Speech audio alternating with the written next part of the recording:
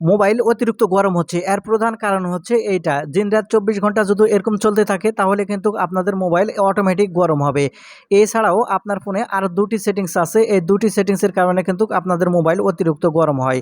এই ভিডিওটিতে আমি আপনাদের দেখাবো আপনাদের ফোন যদি অতিরিক্ত গরম হয় তাহলে কিভাবে এর সমস্যার সমাধান করবেন। আশা করি সম্পূর্ণ ভিডিও জুড়ে থাকবেন।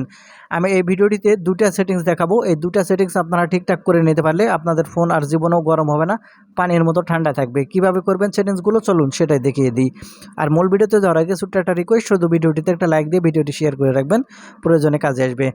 তো আপনার ফোন অতিরিক্ত গরম হচ্ছে, এই সমস্যার সমাধানের জন্য প্রথমে এখান থেকে সেটিংস ওপেন করে নিন। নিলে এখান থেকে উপরে এখান থেকে সার্চ বার দেখতে পাবেন সেটিংসের, এই সার্চ বারে ক্লিক করুন। সার্চ বারে এখান থেকে ক্লিক করার পরে এখান থেকে যে সার্চ বার পেয়ে যাবেন, এই সার্চ বারের উপর এখান থেকে আপনারা এখান থেকে টাইপ করবেন ওয়াইফাই অ্যান্ড ব্লুটুথ লিখে, এখান থেকে আপনারা ওয়াইফাই লিখে জাস্ট এখান থেকে সার্চ করবেন। এখন এখান থেকে আপনি যখন এখান থেকে ওয়াইফাই লিখে সার্চ করবেন তাহলে এখান থেকে চলে আসবে, দেখতে পাবেন wifi and Bluetooth scanning.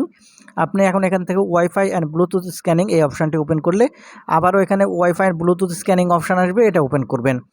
Open করলে সাথে সাথে এখানে দেখতে পাবেন ওয়াইফাই স্ক্যানিং এবং ব্লুটুথ স্ক্যানিং, এই দুই এনেবল বাটন আপনাদের কিন্তু অন হয়ে থাকবে। যদি অন হয়ে থাকে তাহলে এখান থেকে অবশ্যই অফ করতে হবে, কারণ এটার কোনো কাজ নেই। আপনারা দিন-রাত ২৪ ঘন্টায় কোনো সময় ওয়াইফাই বা ব্লুটুথ এটার আপনারা ব্যবহার করেন না, হয়তো আপনারা ওয়াইফাই ব্যবহার করেন, কিন্তু এটা বন্ধ করে রাখলে এখান থেকে আপনার ওয়াইফাইয়ের কোনো ক্ষতি হবে না, আপনারা নির্দ্বিধায় ওয়াইফাই চালাতে পারবেন। আপনারা যে কাজটি করবেন এখান থেকে স্ক্যান করা, এটা অবশ্যই এখান থেকে বন্ধ করে দিবেন।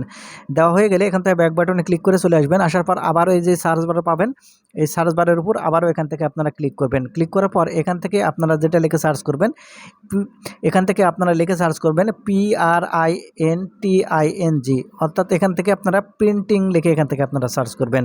তাহলে এখান থেকে প্রিন্টিং অপশান আসবে, প্রিন্টিং অপশানটি ওপেন করবেন।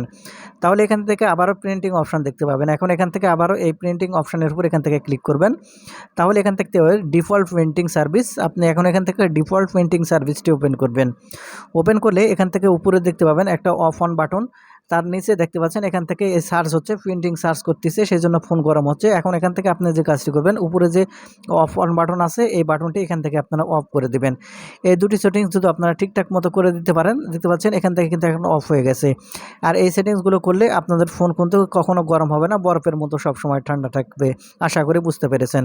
তো বন্ধুরা, এই ছিল আজকের ভিডিওটি থেকে কিছু শিখে থাকলে চ্যানেলটিকে সাবস্ক্রাইব করে সাথে থাকবেন। ধন্যবাদ।